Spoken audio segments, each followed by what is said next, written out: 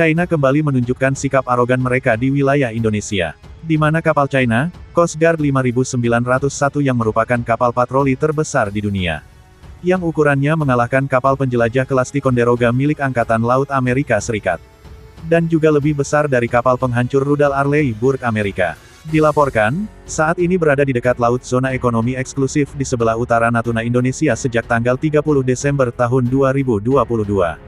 Hal itu diketahui, berdasarkan pantauan Indonesia Ocean Justice Initiative (IOJI), melalui Automatic Identification System (AIS).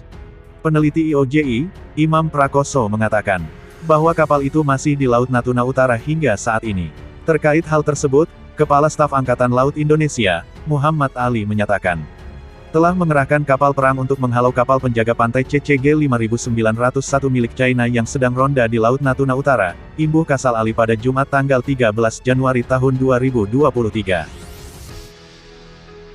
Dari data yang dirangkum, pihak IOJI dalam analisisnya menyebutkan bahwa aktivitas kapal monster China di dekat Blok Natuna sepertinya memang disengaja untuk mengganggu kegiatan eksplorasi cadangan migas di Blok Tuna, tulis IOJI dalam analisisnya.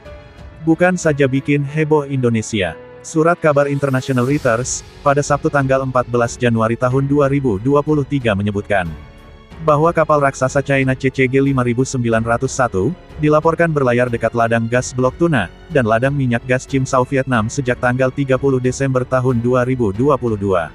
Namun jika kita ambil kesimpulan, di satu sisi, memang kapal raksasa China tidak bikin rusuh karena hanya berlayar di zona internasional. Namun di sisi lain, aktivitas pelayaran gaya kurang ajar China yang hampir 2 minggu ronda di wilayah perbatasan Indonesia ini juga merupakan hal yang tidak bersahabat. Jika kita membandingkan kekuatan militer Indonesia dan China, boleh dikatakan, bagai langit dan bumi. Karena yang mampu bermain dengan alat tempur China saat ini, hanyalah Amerika dan Rusia. Yang jadi pertanyaan sekarang adalah, untuk kemungkinan terburuk, seberapa kuat Natuna dan berapa lama Natuna dapat bertahan jika seandainya China melakukan serangan. Hal ini wajar saja untuk diperhatikan. Meskipun jarak China dengan Indonesia sangat jauh ribuan kilometer dan dibatasi dengan laut. Namun pemerintah China dilaporkan, telah menurunkan militernya secara besar-besaran di 3 pulau di Laut China Selatan yang disengketakan. Bahkan negara kecil China di tengah samudera itu telah dilengkapi dengan sistem rudal anti kapal, anti pesawat, peralatan laser hingga jet tempur dan pembom strategis. Dan dapat dibayangkan, jika pulau-pulau tersebut dilengkapi dengan rudal antar benua seperti Dongfeng, dan rudal antar benua lainnya yang lebih gila, maka otomatis, Natuna yang merupakan benteng pertama Indonesia di Laut China Selatan, harus siap siaga memperkuat pertahanan 3 matra, terutama sistem pertahanan udara. Di mana salah satu pangkalan militer China yang paling mengancam adalah Fury Cross Reef, yang merupakan sebuah gugusan kepulauan karang, yang terletak dalam area Kepulauan Spratly yang telah disengketakan banyak negara. Dan lokasinya sendiri, sekitar 700 km dari wilayah Kepulauan Natuna. Di mana menurut gambar satelit yang direkam oleh Amerika, pulau ini disebut memiliki landasan pacu untuk menerbangkan armada udara sepanjang 3,3 km. Yang cukup untuk didarati pesawat pengangkut bom nuklir Xi'an H6 milik Beijing. Yang memiliki kemampuan jelajah 1.800 hingga 6.000 km. Yang tentunya, sangat memungkinkan bagi bomber tersebut untuk menerjunkan bom nuklir ke seluruh wilayah sekitar bibir pantai lautan jika perang meletus. Dan bagaimana dengan Natuna sendiri? Belajar dari perang Ukraina-Rusia, maka negara yang memiliki rudal jarak jauh pasti akan lebih diuntungkan. Dalam hal ini, China lebih diuntungkan dengan rudal-rudal jarak jauh yang mereka tempatkan di pulau-pulau yang telah demiliterisasi di kawasan Laut China Selatan. Bukannya memojokkan, tapi kita berbicara fakta. Apakah Natuna mampu bertahan dari serangan rudal-rudal raksasa China yang diluncurkan dari jarak yang hanya 700 km?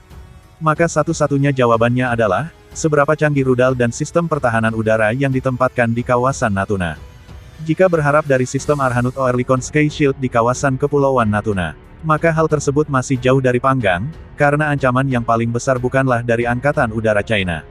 Namun lebih pada rudal-rudal jarak jauh tirai bambu. Atau dengan kata lain, mustahil rasanya mempertahankan Natuna dari serangan rudal antar benua dan rudal jelajah jarak jauh Pak Jinping yang belum disunat.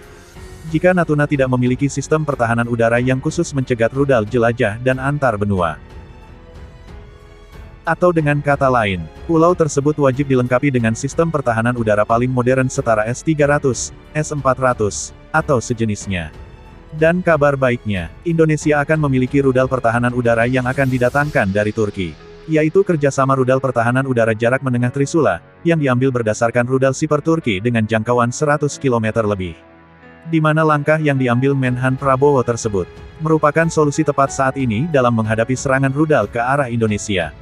Terlebih lagi, Indonesia juga akan mendapatkan transfer teknologi dari Turki terkait sistem pertahanan udara, yang otomatis akan membuat Indonesia dapat memproduksi secara mandiri rudal tersebut di dalam negeri.